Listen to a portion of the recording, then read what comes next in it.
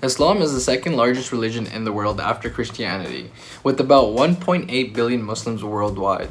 Islam may be the second biggest religion now, but it started off as a religion that once had no followers. For Islam to be what it is today, there have been many significant events that occurred. In this video, we're going to be talking about 10 biggest events in Muslim history. Hey everyone, how are you guys doing today? It's your boy Ayaan Luqman and welcome back to FTD Facts, where we post daily videos talking about almost anything related to history, religion, countries, or even culture. And in this video, we're going to be highlighting the 10 biggest events that occurred in Muslim history. So starting off with the video, Battle of Badr. So at the Battle of Badr, the Muslims had their first opportunity to physically fight their former oppressors. This battle was a turning point for the early Muslim community.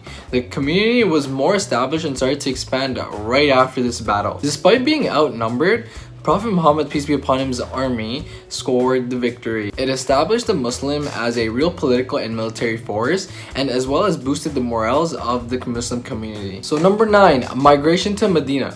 The migration to Medina took place in the year of 622. This was a crucial event because as new as Islam was, it couldn't have survived in Mecca.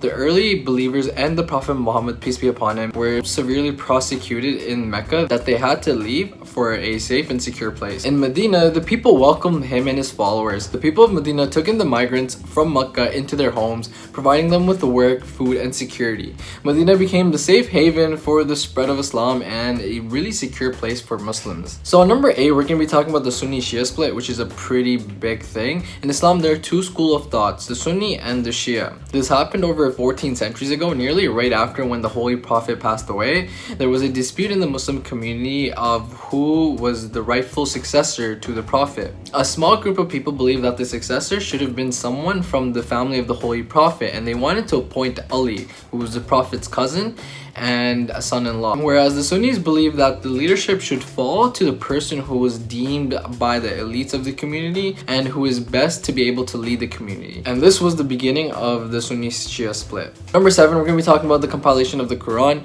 Till this day, not a single word from the Quran has changed. The written records of the Prophet's citation was compiled by the Caliphs. He did this because as the Islamic empire was growing, different recitations were being heard from faraway lands. So to avoid this, he created one book that spreads everywhere. By doing this, he pretty much preserved the Quran. That same exact book is present today and is followed by over 1.6 billion Muslims around the world. Conquest of Mecca that occurs in the year of 630 is another major important Muslim event. This is because this event marked the return of Prophet Muhammad, peace be upon him, to his home city, where he was once prosecuted to the point that he had to migrate to a different place to save his own life as well as his early followers' life. The Prophet was welcomed back after 8 long years. When he returned, he forgave all his enemy, and one by one they slowly started to accept Islam. As we're halfway through the video, those were 5 big events that occurred in Muslim history. If you guys are enjoying the videos, definitely make sure to check out the description box. I'll be leaving recommended videos related to this one so you guys can check it out.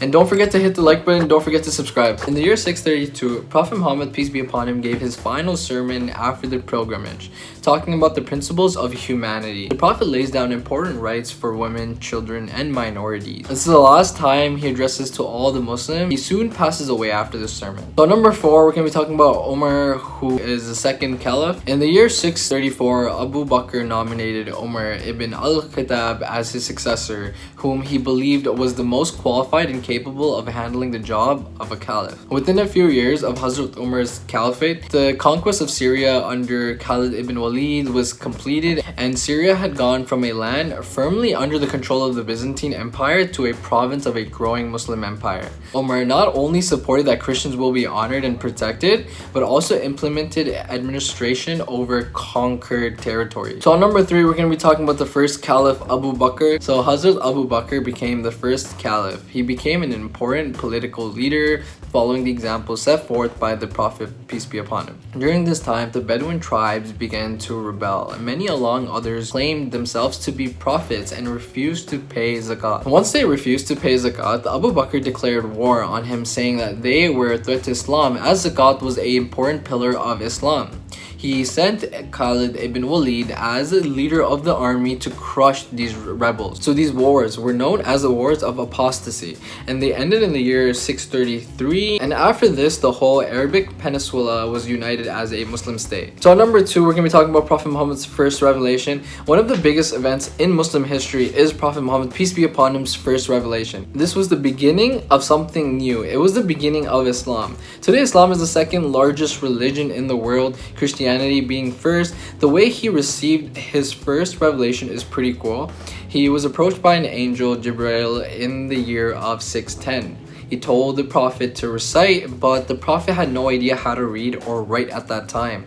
Jibril asked him to read 3 times and the Prophet was able to read in full. So on number 1, the birth of the Prophet Muhammad, peace be upon him. One major event that can be said that is the most important and defining occurrence in Islamic history is the birth of the Prophet Muhammad, peace be upon him. Not only did he unite all of the Arabic Peninsula under one religion, Islam, under his guidance Muslim became really strong and an unstoppable force.